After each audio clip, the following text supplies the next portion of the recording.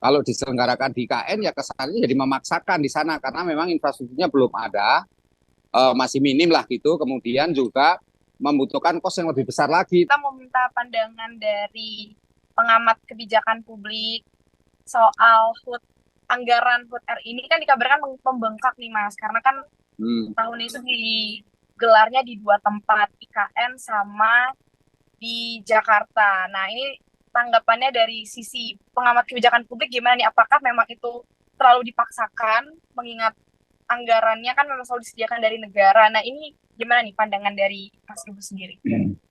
Iya, kalau dari sisi kebijakan publik, pelaksanaan upacara 17 Agustus itu harusnya di satu tempat saja, Mbak. Jangan di dua tempat. Maksud saya, kita pilih aja misalnya Jakarta saja, yang memang infrastrukturnya sudah memadai. Kalau diselenggarakan di IKN ya kesannya jadi memaksakan di sana karena memang infrastrukturnya belum ada, masih minim lah gitu. Kemudian juga membutuhkan kos yang lebih besar lagi terkait dengan sewa kendaraan gitu loh. Dan berbagai lain, di satu sisi juga masyarakatnya di sana juga belum boleh ikut ini kan, ikut terlibat di dalam upacara 17 Agustus itu. Jadi menurut saya yang paling tepat ya, lebih efisien, lebih efektif itu ya diselenggarakan di Jakarta saja, di satu tempat, tapi jangan diselenggarakan di dua-duanya, karena kalau diselenggarakan di dua-duanya, itu akan terkesan pemborosan anggaran dan menyebabkan nanti dugaan-dugaan adanya ini kan, penyimpangan anggaran atau perilaku koruptif di dalam penyelenggaraan itu yang dikhawatirkan. Artinya kecurigaan publik pada ujungnya pada potensi adanya terjadinya penyimpangan anggaran gitu.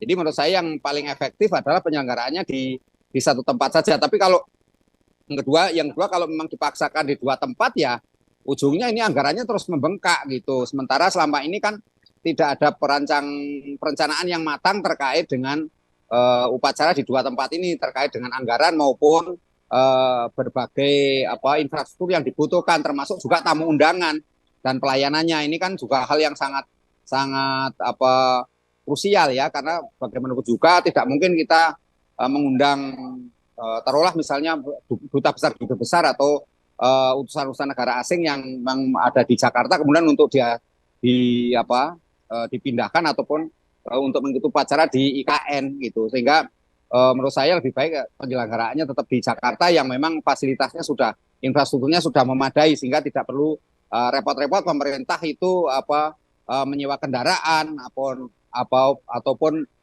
menyediakan infrastruktur lainnya yang menurut saya lebih banyak menyedot anggaran terlalu besar. Yang terakhir ya menurut saya lebih baik kalau memang diselenggarakan ngotot di sana ya kalau misalnya di IKN ya Jakarta tidak usah diselenggarakan.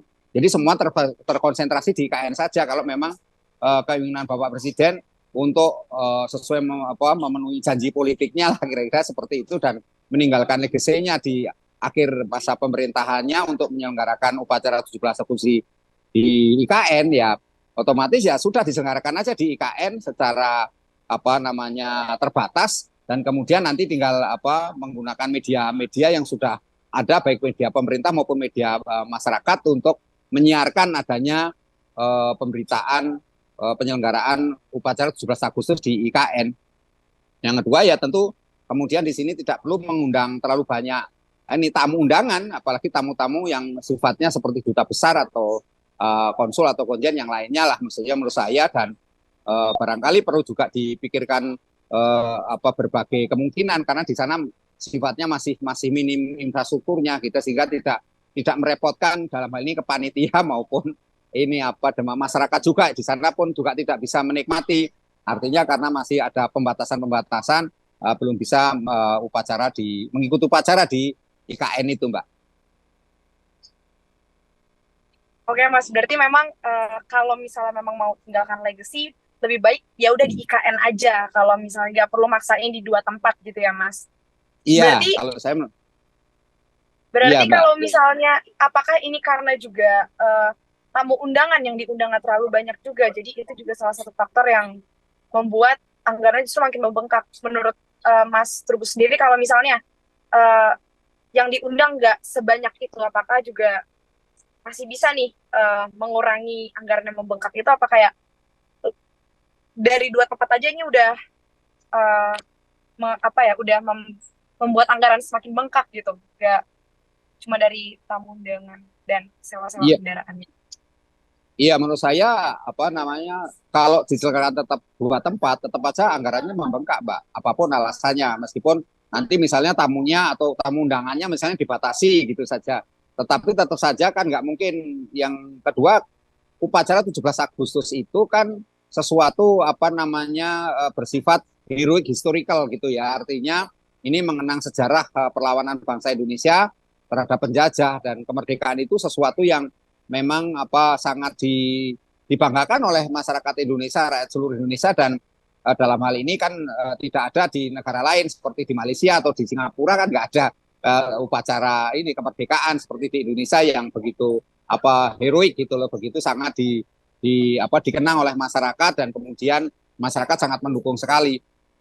Nah, yang kedua ya menurut saya di sini memang apa pemerintah mau nggak mau jangan memaksakan gitu loh. Artinya kalau mau diselenggarakan dua tempat pun menurut saya tetap anggarannya besar sekali, lebih baik tetap di satu tempat saja. Kalau memaksakan di dua tempat ya otomatis di samping harus menyediakan dua, paling dia kan ada dua panitia yang ada di IKN dan panitia yang ada di Jakarta kan gitu. Ini kan juga melakukan koordinasi, melakukan apa berbagai persiapannya juga cukup ini gitu, cukup apa membutuhkan waktu lah gitu ya, dimana kemudian koordinasi antara yang di KN dengan yang di Jakarta juga membutuhkan proses waktu, sehingga menurut saya lebih baik ini apa penyelenggaraannya di satu tempat saja gitu. Tapi kalau yang ketiga karena memang Bapak Presiden mengendaki sesuai dengan janji politiknya ada di KN ya diselenggarakan aja di KN, tetapi dengan pembatasan-pembatasan itu, artinya pembatasan yang hadir dan tamunya mungkin sedikit saja, jadi secara simbolis saja di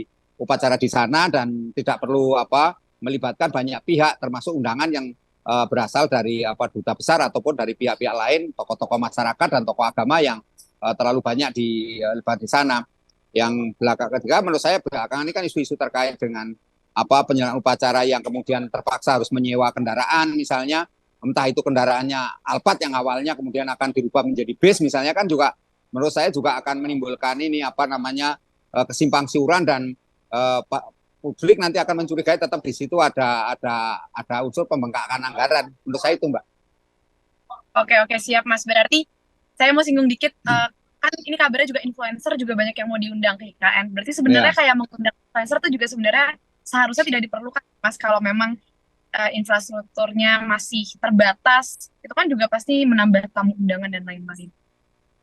Iya, kalau saya menurut saya seperti influencer ataupun relawan-relawan juga tidak perlu diundang ke sana gitu loh, Mbak. Jadi dalam hal ini cukup yang diundang itu adalah apa presiden dalam kabinet gitu, dan apa ketua atau kepala-kepala lembaga negara, dan apa untuk duta besar nggak usah, duta besar mungkin di Jakarta saja gitu ya. Jadi mungkin cukup kepala-kepala negara, kepala-kepala lembaga maupun daya kepala lembaga dan menteri kementerian aja Mbak yang diundang gitu, terbatas saja.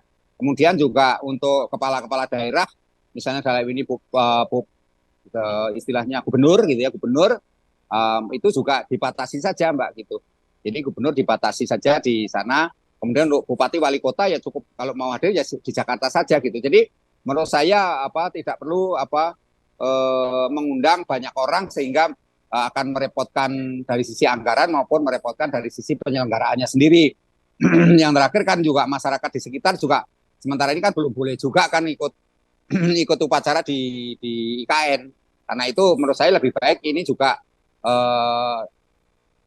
upacaranya sifatnya simbolis saja, kemudian disiarkan secara media elektronik maupun media massa untuk apa menyiarkan adanya penyelenggaraan upacara 17 Agustus di IKN. Menurut saya itu, Mbak. Menjunjung tinggi prinsip jurnalisme dalam setiap tayangan terbaiknya. Menghadirkan berita bernilai sebagai referensi. Gelar bicara yang tajam. Tidak, ini kan kebohongan, Dok. Mengupas fakta demi fakta dan mendorong pencarian solusi. Serta investigasi yang mengungkap kebenaran. Rosi, Satu Meja, The Forum, Sapa Indonesia Malam. Nilu, ikuti semuanya bersama Kompas TV.